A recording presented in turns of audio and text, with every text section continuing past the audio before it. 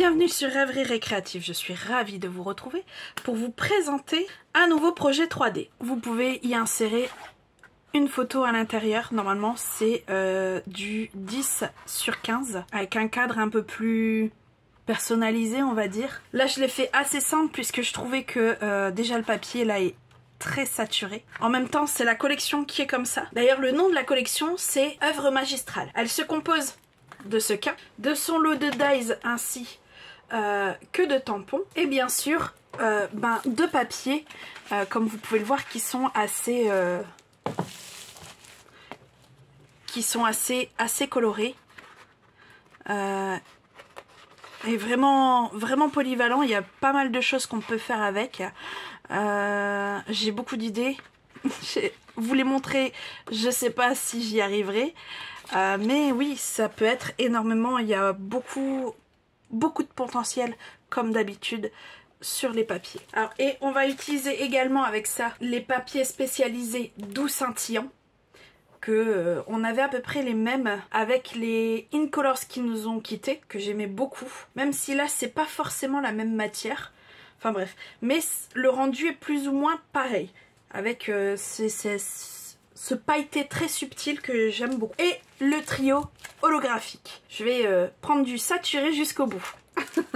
Alors ici j'ai utilisé du pan-pan-pan, du bain à bulles et le papier holographique simple argenté. Donc si vous voulez réaliser ce projet avec moi en papier, il vous faudra une base en après-midi d'azur qui fait 28/19, un morceau de papier design qui fait 18/13, un autre qui fait 14,5/19,5 et il vous faudra une chute en argenté holographique et une en doux scintillement et la couleur c'est Explosion de baie. Ici on va commencer avec notre papier de base en après-midi d'azur. Alors je vais pas vous donner comme je fais d'habitude les lignes à faire et je les fais en accéléré parce que y a c'est assez compliqué et il faut commencer le curseur, les 3/4 faut commencer le curseur à une certaine mesure et le finir à une autre. On fait pas de part en part. Du coup on va commencer dans le format paysage et de chaque côté on va faire là vraiment de part en part, une à 2 et une à 17. Alors une fois qu'on a celle-ci, on va se mettre à 4,5 et le curseur on va le mettre à 6,5 et on va aller jusqu'à 21,5. On met le papier à 6 et on va de 8 jusqu'à 20. Alors le prochain on met le papier à 13 et on refait de 8 jusqu'à 20. Puis on met à 14,5, le papier à 14,5 et là on fait de 6,5 jusqu'à 21,5. Alors on a fait tous les traits qu'on voulait dans le format portrait, ça doit vous donner ceci. Maintenant on met notre feuille en format paysage et on commence à 2. Bon, on peut faire par là alors. À 2, voilà, et là on va commencer notre trait à 2 et on va le finir à 26. Non, on va commencer notre trait à 2 et on va le finir à 17. Là je retourne et là je vais mettre à 4 et de 4 là je vais faire un trait de part en part. Puis je vais mettre à 6,5 et là mon curseur il va aller de 4,5 jusqu'à 14,5. Une fois qu'on a fini avec notre 6,5 on va à 8 et là de 8 on fait de 6 jusqu'à 13. Et là on met notre feuille à 20 et on refait de 6 jusqu'à 13. Puis à 21,5 et là par contre c'est de 4,5 jusqu'à 14,5. Là on va jusqu'à 24 et on fait un trait de part en part. Puis le dernier trait, lui, est à 26 et on part de 2 et on va jusqu'à 17. Alors on reviendra avec le massicot après. On va poursuivre avec notre base de cadre. Ici, vous devez vous retrouver avec ceci. Bien sûr, vous aurez le schéma de ça sur le site comme d'habitude. Et le lien, lui, est en barre d'infos. Alors, il vous faut règle et critérium. Et là, on va venir, en fait, on va aligner notre règle avec la pointe ici et ici. Et on va venir faire un trait un petit peu plus jusque du milieu, voilà. On fait la même chose de l'autre côté. Donc ici et ici. Et on n'hésite pas à le faire croiser ici. On fait la même chose de l'autre côté. Une fois qu'on a nos triangles, on vient aligner les pointes et on fait un trait. Et en fait, tous les traits que je viens de faire au crayon, il faut les repasser au cutter.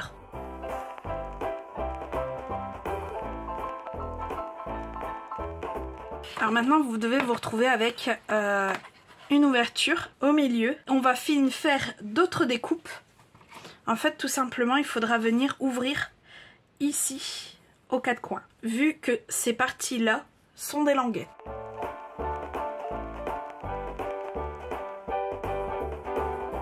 Alors, une fois que les découpes sont faites, on va pouvoir venir marquer les plis.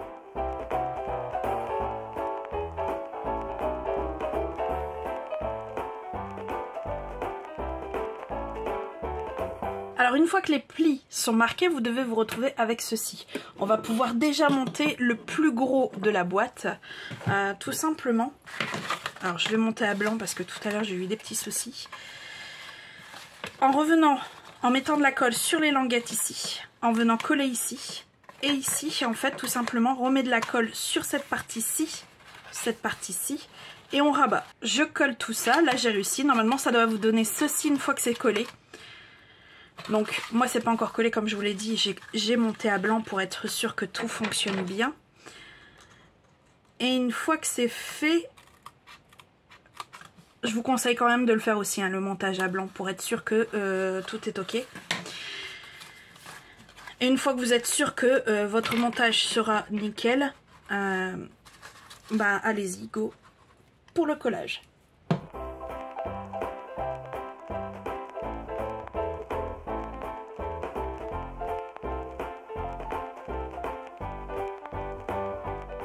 Voilà, on a déjà notre base au niveau de notre cadre. Ici, on va passer à l'intérieur si vous le souhaitez. Donc pour ça, il nous faut le morceau qui fait 13 sur 18. Donc ça, on va pouvoir le mettre sur le côté. Et on va ressortir avec le massicot. Et là, chaque coin, de chaque côté, on fait un trait, un marque de pli à 1,5.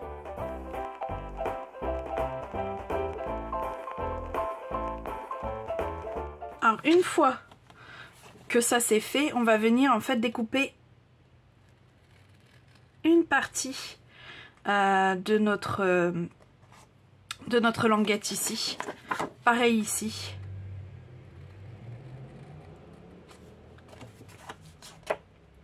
En fait aux quatre coins. Et là je vais sortir le Stampin' White en après-midi d'azur. Le côté plume en fait tout simplement pour tirer le blanc de la tranche pour que ça fasse plus joli une fois que ça sera collé, vu que comme ici en fait là si je l'avais pas fait on aurait vu du blanc. Au lieu de ça j'ai mis un coup de pan, ce qui fait que on voit absolument rien. Et du coup on va pouvoir marquer les plis. Alors ici, quelque chose qu'on n'a pas l'habitude, on ne fait pas la languette à l'intérieur, mais à l'extérieur.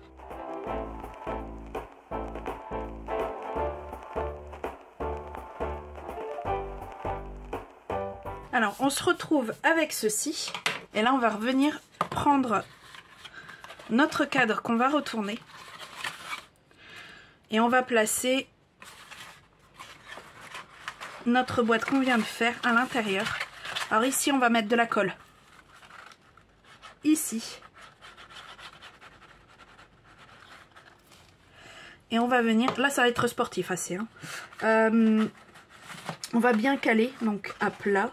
Et on va mettre, voilà, comme ça. Alors pour les gens qui adorent appuyer, ça va être un peu compliqué, je l'avoue.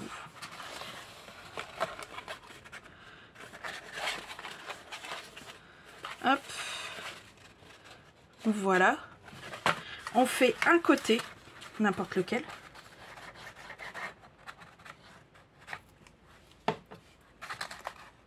On cale toujours bien. Hop.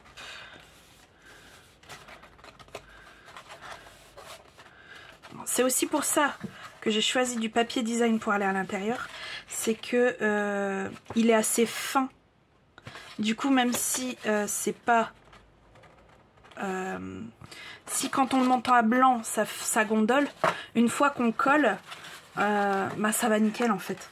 Alors que ça aurait été du papier cartonné, ça aurait été un petit peu plus compliqué avec les mesures que j'avais prises. Il aurait fallu bidouiller et avoir des mesures à 0,8, 0,9. Et comme j'avais pas envie de me casser la tête, j'ai pris du papier design. Déjà de une, on n'est pas obligé de mettre une photo du coup. Et de deux, pour coller, ben ça va nickel.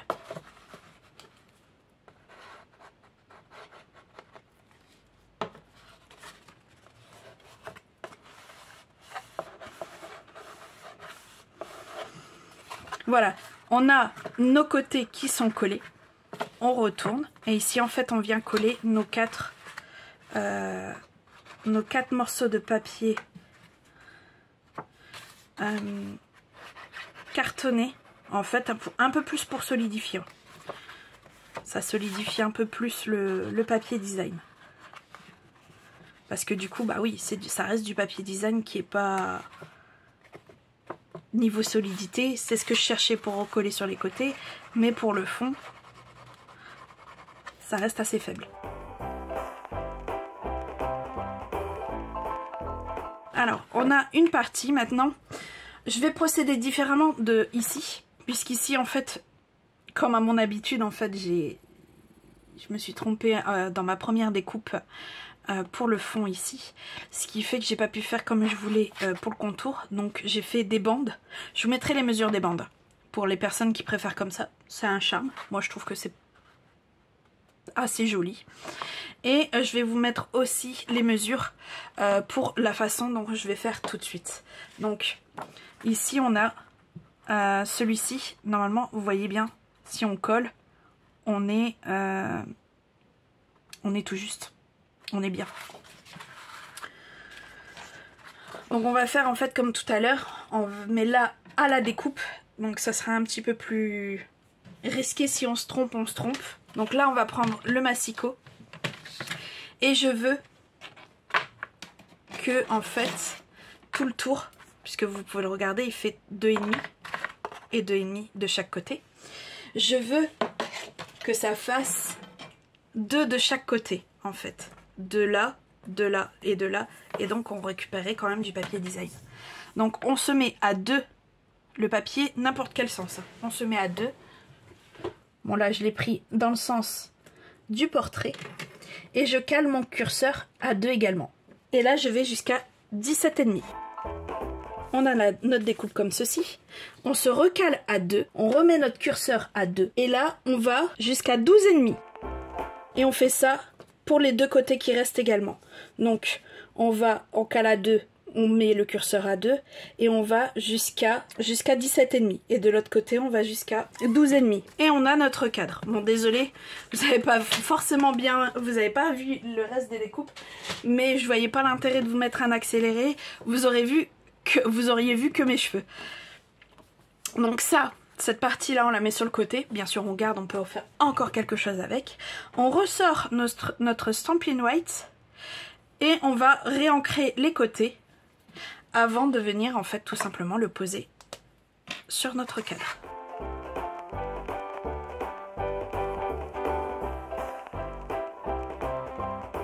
Voilà, niveau papier design, tout est posé. Il nous reste notre décoration qui est ici en fait. Donc pour ça, on reprend nos deux chutes et nos poinçons magnifiques uniques pour les deux feuillages en fait tout simplement. Même si ça peut être pas mal. Ça fait style déchiré. Là c'est pareil pour l'étiquette. Et là ce genre de truc là que moi j'adore. Des volants qu'on a déchirés. Ça j'aime bien, j'adore. Bref, dans l'holographique, on va sortir celle-ci. Et bien sûr, dans l'autre, celle-ci. Alors je découpe tout ça et je vous retrouve tout de suite après. Voilà, nos découpes sont faites. Celle-ci, je ne l'ai pas défaite parce que, déjà, pour vous montrer, le papier est assez fragile avec cette découpe. Faudra venir vous-même retirer la découpe du papier, hein. Mais il faut aller doucement parce que j'en ai fait l'expérience. J'ai déchiré la découpe, du coup j'ai dû ressortir. Une deuxième fois, celle-ci. Donc faut aller doucement, quitte à ce que vous arrachez le contour.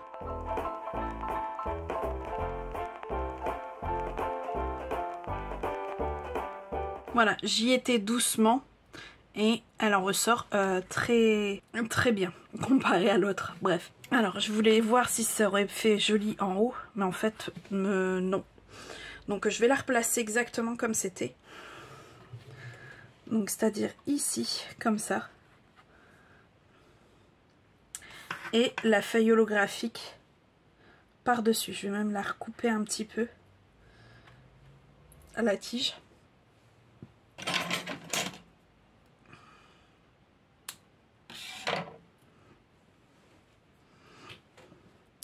Donc je vais coller ici. Donc ici je mettrai sur celle-ci je mettrai seulement une pointe de colle ici. Et là en fait je vais mettre une pointe de colle ici, ici et ici. Tout le reste je le laisserai pour comme ça ira dans le sens où ça veut. Et ça donnera un peu plus de volume aussi.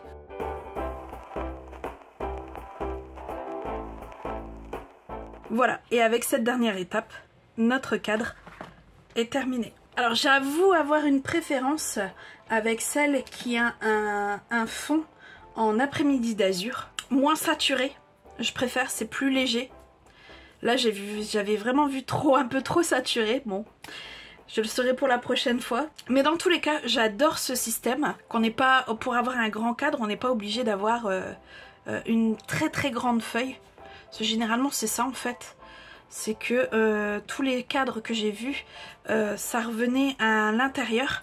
Ce qui fait que pour un petit truc comme ça, on se retrouvait avec une feuille souvent immense. J'ai que l'épaisseur ici et ici en plus. Donc c'est tout à fait réalisable quoi, dans les mesures que l'on souhaite. Là, je le répète, c'est pour une photo qui fait 10 sur 15. Dans tous les cas, j'espère que ce projet vous aura plu. Si c'est le cas, n'hésitez pas. Mettez un petit pouce ou un commentaire. Et moi, il ne me reste plus qu'à vous dire à très bientôt pour de nouvelles Odyssées Scrap. Bye!